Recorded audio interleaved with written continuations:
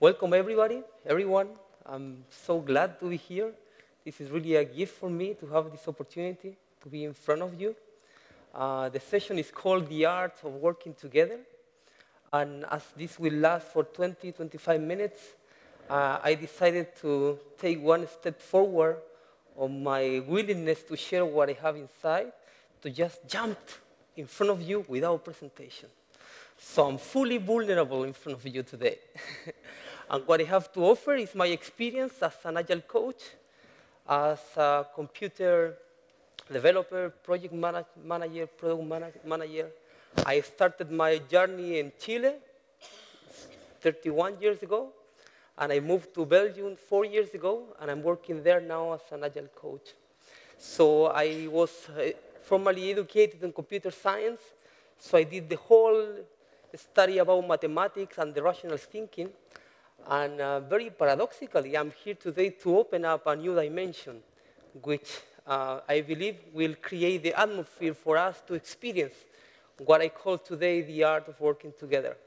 So as I know that we just had lunch, I would like to start with a somatic practice with this beautiful group. So I'm going to ask some questions, and I will ask you to stand up. If the answer is yes, you stand up, and if the answer is no, you just stay where you are. So who is new in the Agile community? Who is being there not for a short period of time, and you are still a little confused, looking for answers? So stand up. Who is new in the Agile community? Look around. Look at the eyes of the people around you. You have something in common. There are no coincidences in life. There is a reason why you are here today on this room together. So look around. You are in the same family. So please sit down. Now, the people who have more experience and more or less know about Agile, like Scrum, and all this movement, please stand up. Move your bodies. And look around. Say hello to people around you. Hey, I know you. Ooh, you are new. I don't know you so that well. Okay, thank you. Then you might interchange some business cards. Then you start to know. Next question. Who is single in the room? Who is single? No couple. Please stand up. Men and women, look around. Maybe your soulmate is in the room. Huh? Maybe, look around, eh? Look around. Who is father or mother already? Who know what is to work together with your son, your children, to have problem where you are cooking and getting late to pick up the kids at the school? Look around. Look around. So you share something. Is there anyone, please sit down, thank you for your cooperation, who has a question for the group? Who wants to know something about these people? Who has a question for the group? Who is Agile Coach already? Please stand up, the Agile coaches. I work as an Agile coach. I provide coaching services. Look around. You have something in common. You are the Agile coach, maybe the thinkers promoting this movement. Is anybody having a question? Curiosity? What would you like to know about this group? Let's start working together. There is someone?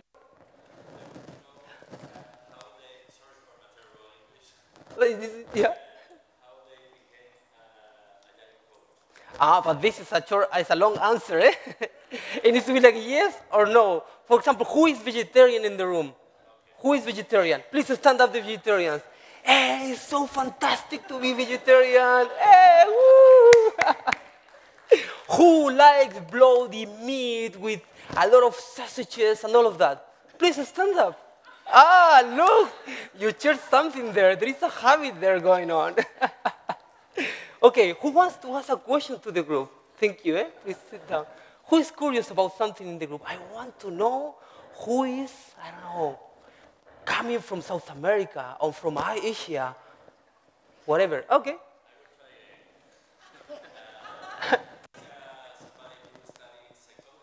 Oh, please stand up. People studying psychology, human development.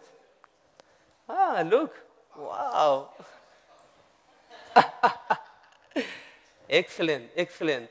So what I'm doing this practice in the beginning. There is someone here, please, please. What would you like to know? Tell it to me and I will repeat it.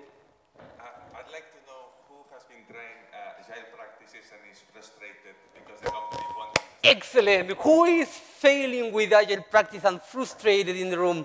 Please stand up. Okay, you need to create a community. You might do a kind of meetup to share the frustration. Thank you for the question. That's very human.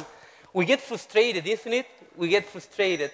And actually having the space to share the frustration, I don't know, it's just magical. It reuses itself. When you put something out there, something happens. It just vanishes. So thank you for the question.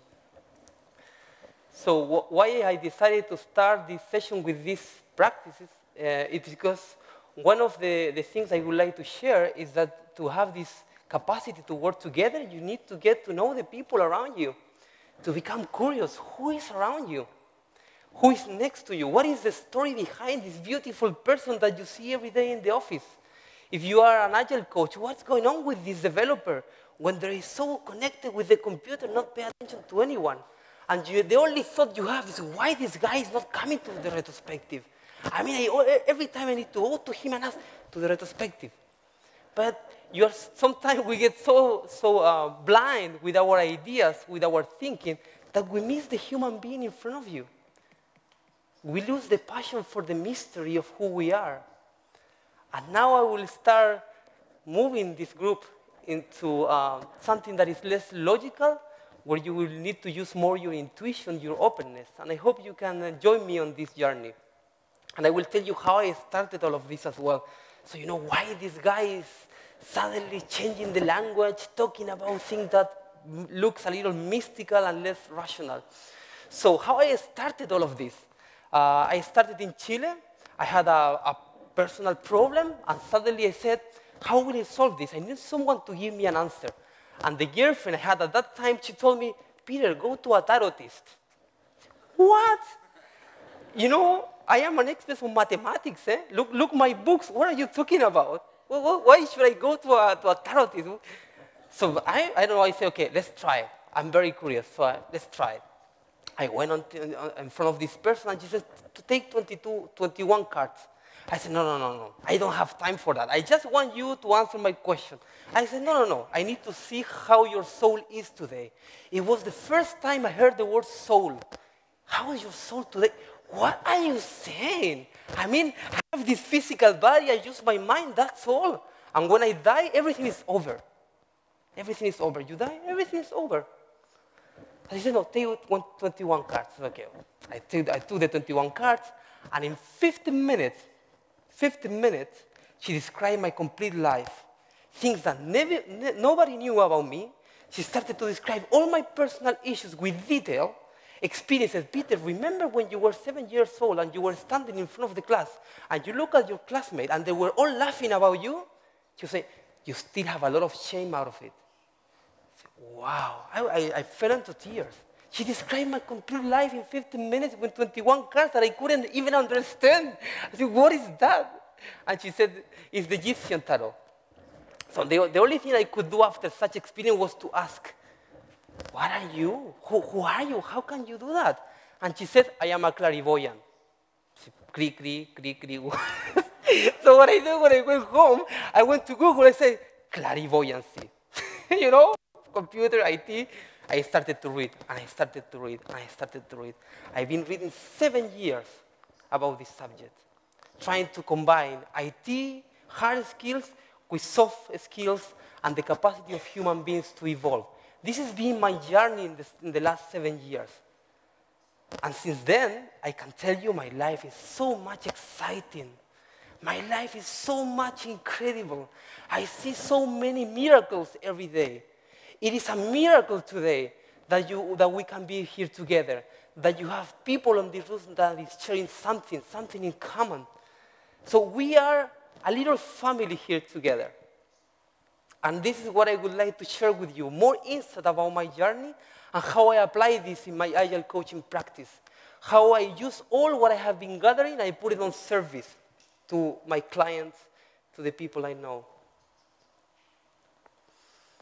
And I know you have been receiving a lot of information in the last days. Who feels already overloaded with so many books to read, so many blogs to check, so many interesting people to investigate, so many models and things that you need to do after this call, this conference? Who, please stand up. Who feels like this already? Look around. You have something in common. There is so much going on out there and here inside. So I would like to invite you, please sit down. Thank you for your cooperation. Thank you. Blessings to all of you. So I would like to invite you to take 2 minutes to let go of that and to do a very simple but powerful and transformative mindfulness practice. Who is open for that? I want to check, I don't want to... And the people who is not open for that, you can listen to the explanation, okay? So we will be doing a mindfulness exercise 2 minutes with breathing.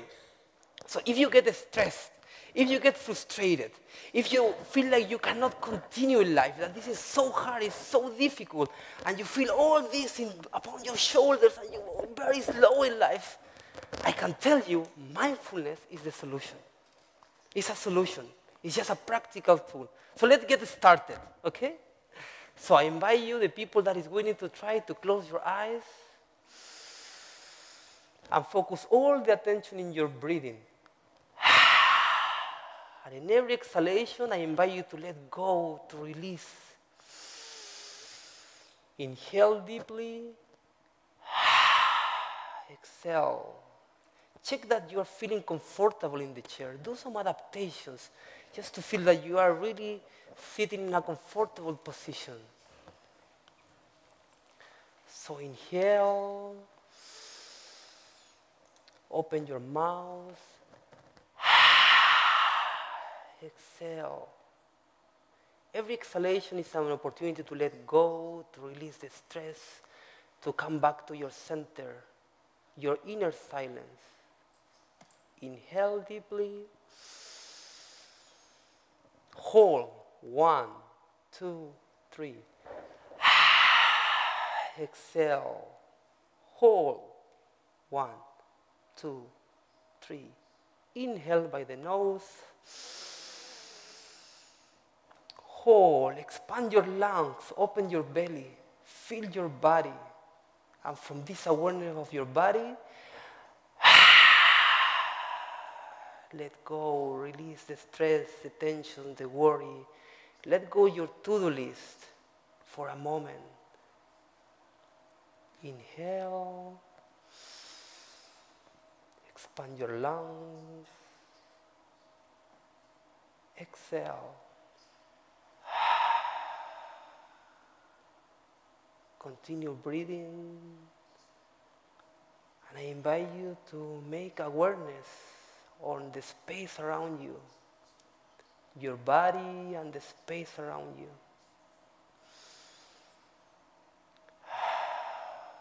And breathe and rest in the present moment.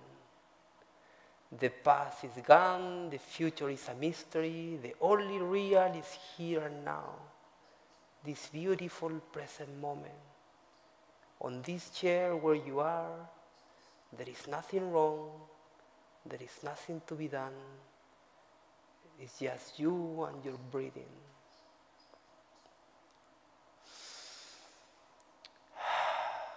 And if you have any thought, any emotion, any sensation in your body, I invite you to observe all of that. To become the observer, a neutral observer of your reality. Inhale present, exhale past. Inhale now, exhale the expectations from the future.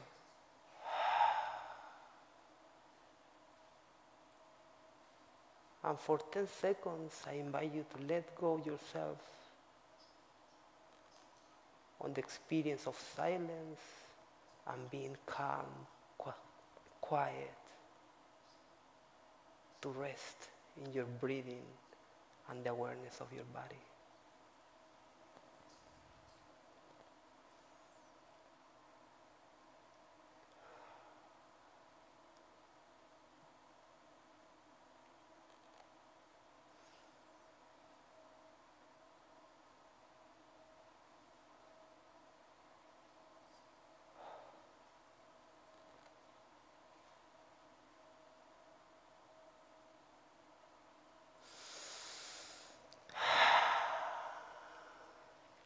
I invite you to slowly open your eyes. There is no hurry.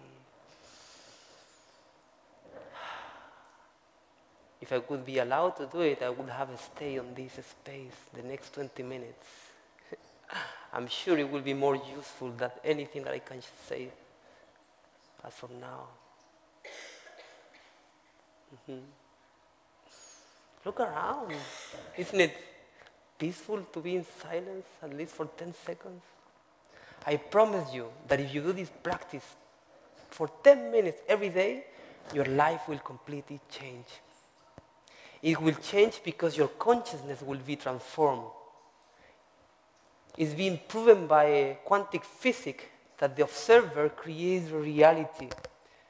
If you have noticed those experiments, when there is an observer, the phenomena as such changes. So we, with our presence, we influence reality. Life is an interpretation of who you are and how you project your inner world outside. Life is an interpretation. If you believe it's difficult, it will be difficult for you. If you believe it's possible, it will be possible for you. I use a model. After reading so many books, I say, Peter, you gotta put this in a context. You gotta put this in a context. So my model is very simple. We as a human being have 5 areas to explore. And actually, it's not my model. I have just taken it. I have rediscovered it. You have your physical body. For some of us, it's very important to get in touch with our body, to change our diet, to do physical sport, to get tuned into your body. For others, it's very important to master the mind, to be able to handle this constant thinking from one activity to the other, jumping here and there, mastering the mind. For others, it's very important to handle your emotions better, to go into your heart, see why I'm having this mood changes all the time. One day I'm sad, one day I'm happy, one day I don't know who am I, changing from one emotion to the other, like something moving with the wind. For others, it's very important to activate your creativity, to connect to your life purpose, your gifts and talents, to remember why you decided to come to this planet. What is the purpose of you being here today on this conference, and what is the purpose of your life? And decision is the ultimate power. If you decide to explore any of these areas, you will come to the 5th one, which is actually the only one that can touch the others. If you get in touch with your body enough, or your mind, or your emotions, or your creativity, you will come to the 5th element. You will come to your essence. You will come to notice that there is something beyond, a center, a true self inside of you. So when I approach my clients, how I apply all of this on my Agile coaching practice, I get curious about this human being. What is he thinking? What is the belief system that is driving their behavior? Why are they trying to do things in such a way that they don't notice that the result is not benefit for them? I think there are some models in the Agile community about changing the belief. I have heard that. Change the thinking. Change your thinking and then you will change the results. Unfortunately, changing the thinking is quite hard because you cannot change. You cannot solve a problem with the same level of consciousness that has discovered the problem. You know this quote from Einstein? With the same level of consciousness that you have seen the problem, you cannot solve it. You need to go to a different level of consciousness to open up your perspective. And this is what I do every day. I look at the Scrum framework, I look at the Agile practices, and I try to translate this into a language that my clients can understand. But I know that the art of working together starts with me, or from me, from who am I, from how happy am I, from how much do I know about myself. If I don't know enough about me, how I think, how I feel, how I use my creativity, how my body is, I'll be just looking for others to do what I have to do. Have you ever seen yourself trying to convince someone, but you have to do it this way, you need to do it on this or that way? And in the end, you're trying to convince others to do something that you haven't mastered yet. You haven't mastered that. I have seen Agile coaches pushing for retrospective and continuous improvement and getting obsessive with that. And when I look at their life and I ask, how is your wife? How are your children? No, I don't see them often because I'm all the time traveling. So what are you talking about, man? And you're asking these people to improve, and your personal life is looking like you don't have time for the people you love, and you want others to improve? That's hypocrisy. That's hypocrisy. We need to start from ourselves and share in the art of working together who we are. And there are some qualities. How much time do I have? Zero, okay. so some 5 qualities. I can talk for hours. I do sessions in Brussels of 3 hours. I organize sessions in Brussels of 3 hours of this, and suddenly we go for 4 hours talking. So 5 things to remember about my practice. Authenticity, very important, being authentic. Remember who you are. Gratitude for everything that you have. Loving kindness, to be able to connect to your heart and share your love with others. Personal growth, so investing time in you. And if you have time, invest some time in silence, with you, alone, discovering more of what is going on within you. And you will come to have the experience of being with someone and respecting where the people is and enjoying this art of working together. Thank you for listening to me. Thank you.